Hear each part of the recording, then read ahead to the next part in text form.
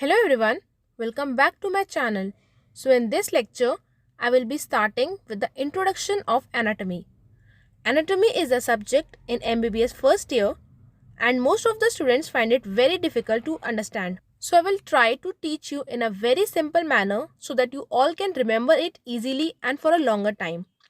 So before starting the video, if you're new to my channel, then please subscribe to my channel and hit the notification bell icon so that you don't miss out any new videos. Before starting with the introduction, let me brief you with what is anatomy and what is there in the subject anatomy.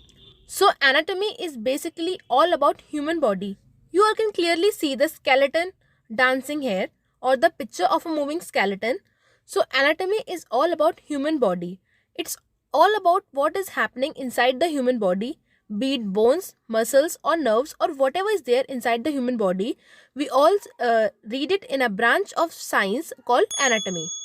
So let's start with the introduction part.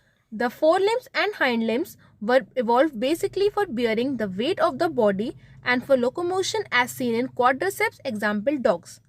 So you can clearly see the picture of a dog here, and we all have seen in our daily lives also that animals such as cows, dogs or monkeys etc. they move with the help of their limbs, and for that they have to use all of their forelimbs. Means two forelimbs and two hind limbs they have to use, and totally they have to use four limbs for their locomotion. While the humans have to use only their hind limbs for locomotion. Locomotion is the movement from one place to another. So initially the limbs were there for bearing the weight of the body, but as the evolution took place, in case of humans, only the hind limbs are used for locomotion and forelimbs are used for other purposes such as writing, grasping tool, holding, etc. and etc. Okay, so this was the basic introduction, and in the next lectures we will be studying about the different bones such as clavicle, scapula and etc. and etc. And yeah, let me also tell you that I will be referring to the book BD Chaurasia. It is a very good book for the anatomy.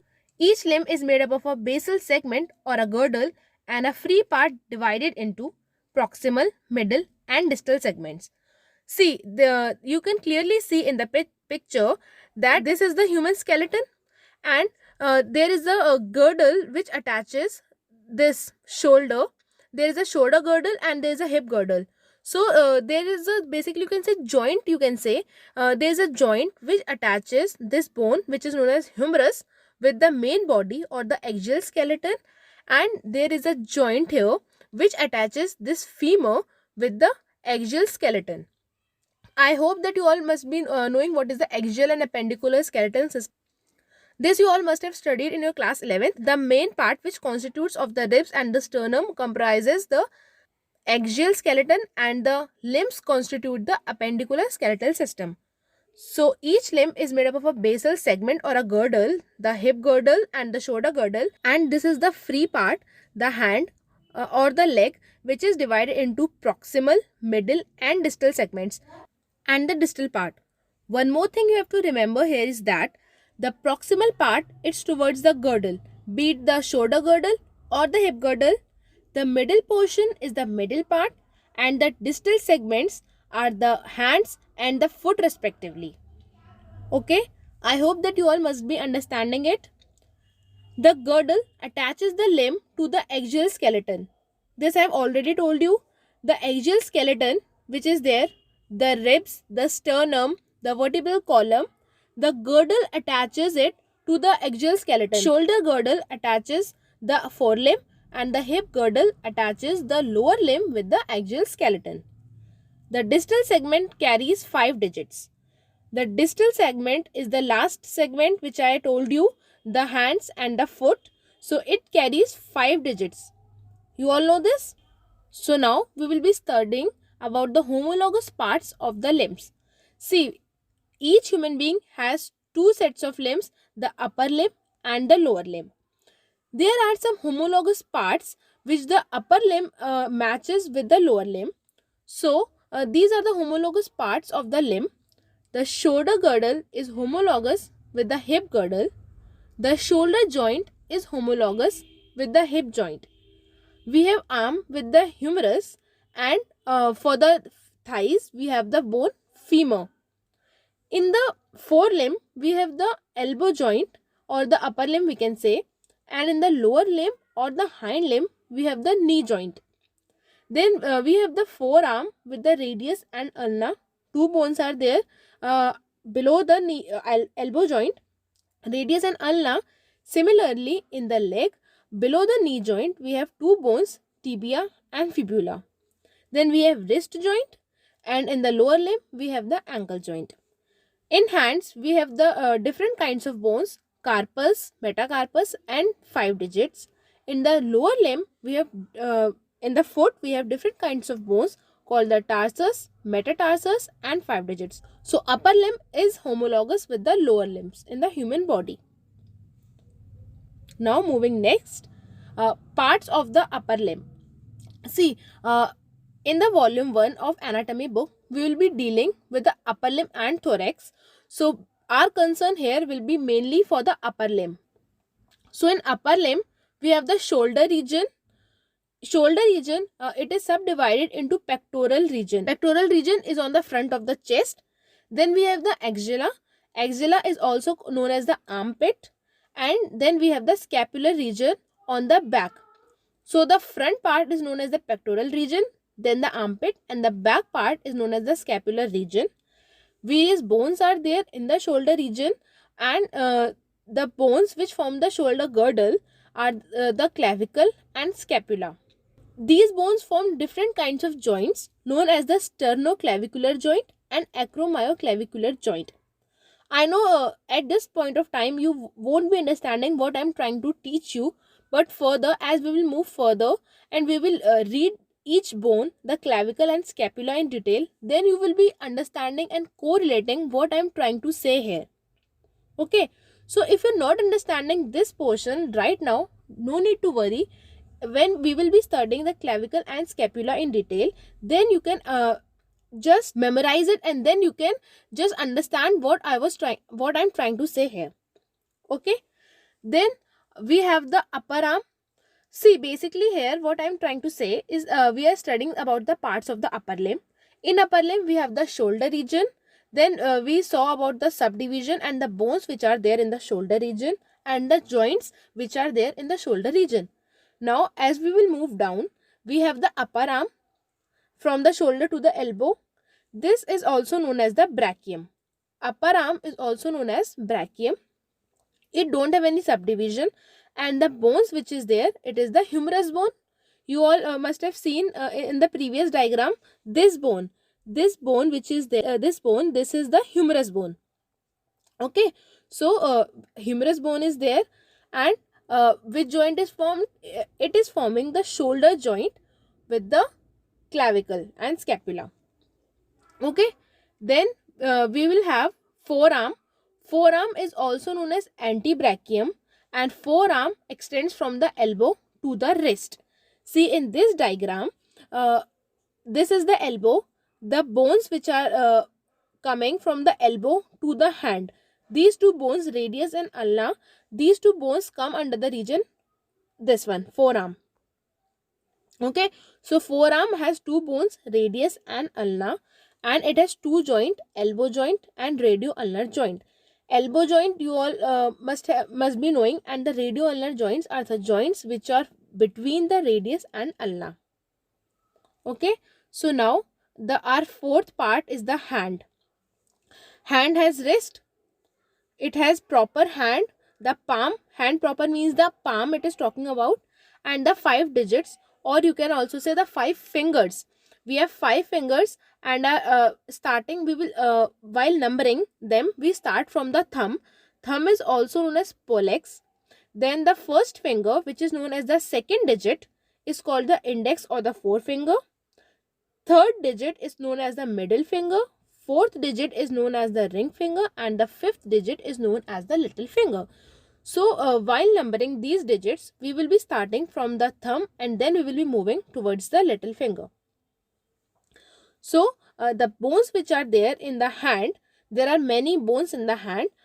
Wrist constitutes of carpus, and there are 8 carpal bones. In carpus, there are 8 carpal bones, and these are arranged in 2 rows. These 8 bones are arranged in 2 rows. Then we have the metacarpus made up of 5 metacarpal bones. Then 14 phalanges, 2 for the thumb and 3 for each of the 4 fingers. We have the 14 phalanges in our hands. 2 are there in the thumb and 3 are there in all the 4 fingers.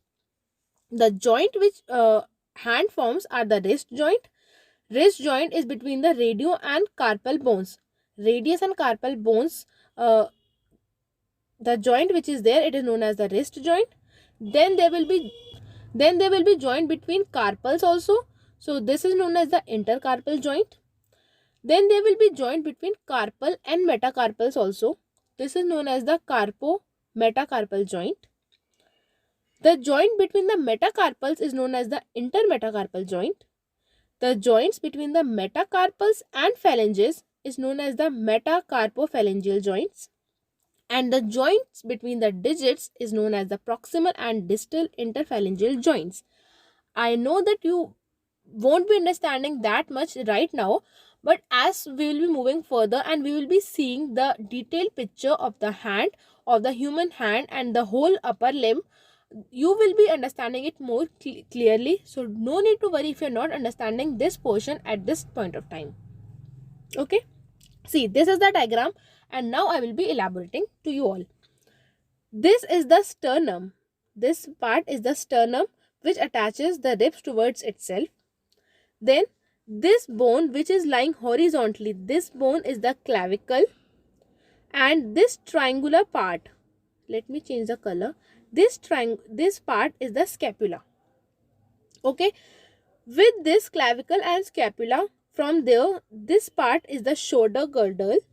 From here which bone is coming? Humerus. After humerus there is the elbow joint. From the elbow 2 bones are arising, the radius and the ulna. So this was only what I was talking about, that there is a joint between radius and ulna also at this here. There is a joint between this radius and ulna. This is known as the radio-ulnar joint. Then our hand constitutes of the wrist. See, this is the wrist portion. There will be joint here also between the between the radii and the carpals. So this is known as a radio-ulnar joint. This portion is magnified here. You can see it. And one more thing, if you want the PDF of this, or you want the notes in the PDF form, then I will be provide the link in the description box. You can just download them. See, now these are the carpal bones which are arranged in 2 rows.